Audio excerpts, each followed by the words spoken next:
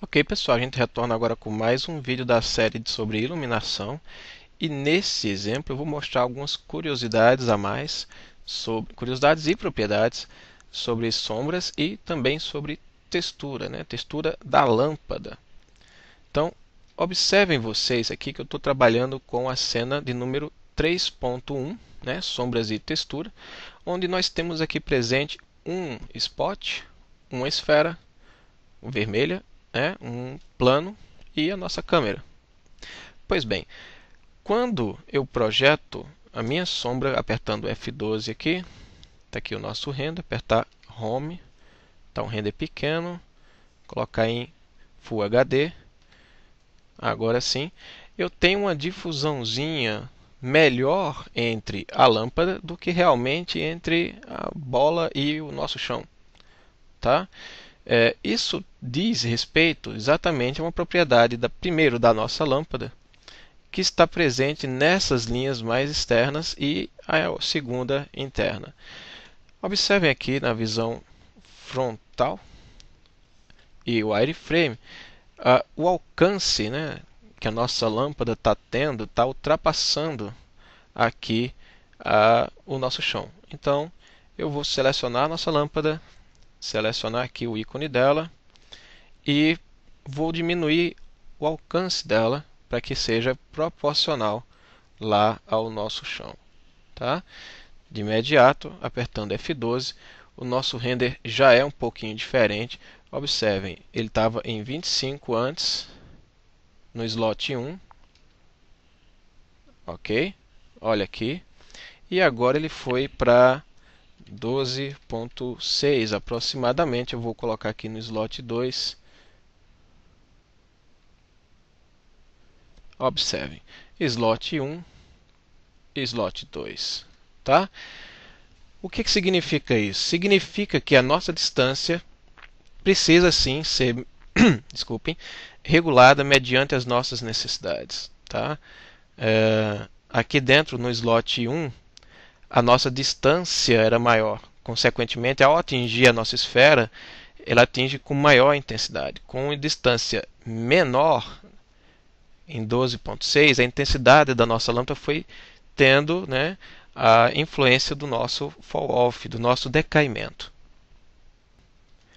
Porém, mesmo com essa alteração que nós fizemos, o formato de aproximação aqui, né, dessa perda que a gente possibilita a visualização aqui com esse zoom, ele não é nem próximo daquilo que a gente tem presente aqui com a sombra do nosso objeto. Um dos motivos para isso ainda está presente na lâmpada e é, como eu falei, referindo-se a essas duas linhas aqui, essa mais externa e a interna. Aqui embaixo, em Spot Shape, essa distância é determinada por este blender. Na medida que eu aumento o seu valor, observem o nosso render, essa perda da intensidade da luz que ocorre do centro até a borda, ela se torna maior. Então, observe agora no slot 3, tem um outro render que eu estava testando antes de mostrar para vocês. Aqui no slot 1, slot 2 e slot 3. Né? A gente vai diminuindo ou ampliando mediante o valor aqui do nosso blend. E por fim, para a gente poder também mexer com essa perda da intensidade da sombra também do nosso objeto, é importante que nós trabalhemos com dois parâmetros ao mesmo tempo. O sample, aqui, que nós temos presentes, com valor padrão 1. Né? Eu vou mais uma vez mostrar o render. Eu vou ampliar o nosso blend aqui, para ele ficar bastante forte. Olha lá, a nossa luz está perdendo a intensidade a partir do centro até a borda. Né? Lembrando que a gente está trabalhando com o spot. E a nossa sombra do objeto não. Observem vocês que mesmo que eu altere isso aqui para 2 samples, no slot 4, eu vou ampliar para vocês e a gente não teve lá muito ganho de qualidade. No slot 3 a gente tinha isso aqui, no slot 4 nós temos isso aqui. Por que que a gente não teve muito ganho? Porque os dois parâmetros têm que trabalhar juntos. Observem, tamanho 10 agora. Slot 4, eu tenho agora dois samples ainda trabalhando, mas a forma com a qual a nossa sombra, né, se distribui já mudou completamente, mas ela está cheia de ruídos, como vocês podem observar aqui, esse grânulo, né, que a gente tem presente em nossa iluminação. Se eu amplio isso aqui para 5 samples, eu vou trabalhar agora no slot 5. Observem, a quantidade de ruído já diminuiu bastante em relação ao primeiro, que eu tinha no slot 3 era só com 1, né? O slot 4 era com 2, né? E no slot 5 agora a gente está com realmente 5 samples. Observem agora que se eu trabalhar com 20 samples, aqui no slot 6, meu tempo de render vai ampliando, né? A anterior gastou 1 segundo, 91 para ficar pronto. Essa vai gastar bem mais. Observem vocês. Ela gastou agora 14 segundos, né? Mas o ruído presente no slot 5 deixou de existir no slot 6 com 20 samples, tá? A nossa sombra agora se aproxima mais do que a gente tinha presente aqui na fusão, né, do blend da nossa lâmpada. Tá? Esses dois parâmetros eles têm sempre que trabalhar juntos. Se eu colocar aqui, né, tamanho de suavização, que é o soft, em 10, mais o sample em 1, eu perco tudo que eu tinha antes. Olha só. Tá? Eu volto a ter aquela sombra, né, chapada que a gente tinha. O contrário também é verdade. Então, se eu colocar 20 de um lado e apenas, na verdade, 0,1 aqui, eu continuo tendo um render rápido, porém ineficaz com aquilo que eu preciso. Tá? Então, sempre que a gente for trabalhar com esse parâmetro, se a nossa ideia é fazer casos como esse, né, de suavização da sombra, trabalhemos ao mesmo tempo, né, com os dois parâmetros. Também existem casos nos quais nós gostaríamos que a sombra ficasse com mais contraste, né? Então, esses valores realmente diminuiriam, né? O valor tanto do sample quanto do soft size. Tá?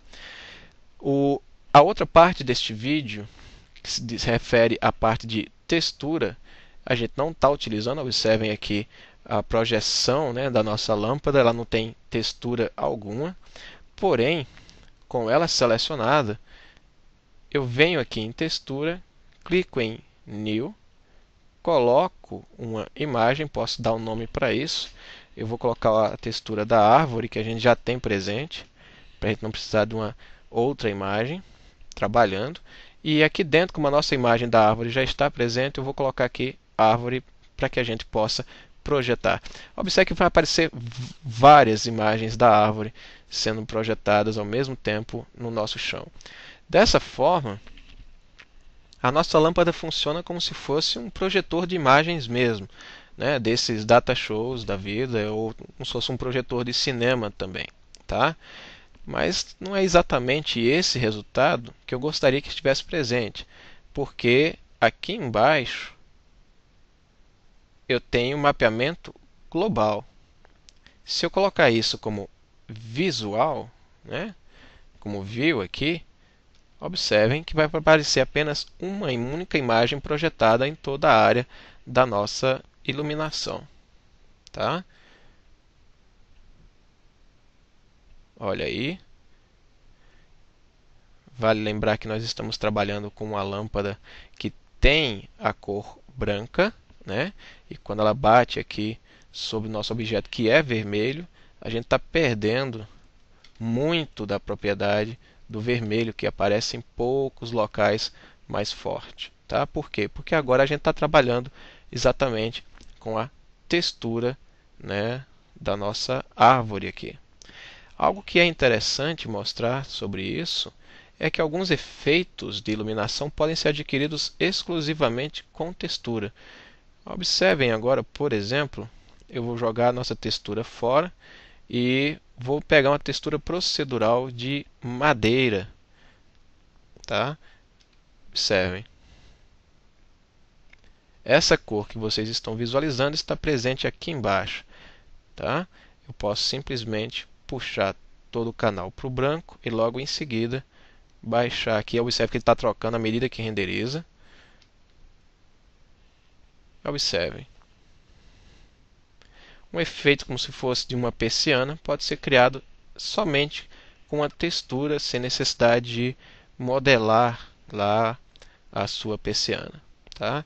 Então, é fácil de utilizar, é prático também e é mais um recurso disponível para que a gente possa aí trabalhar com iluminação e criação de sombras diferentes, tá? No nosso próximo vídeo, a gente vai falar de iluminação a partir de 3 pontos. É uma iluminação muito comum, muito comercial e a gente vai abordá-la no vídeo a seguir.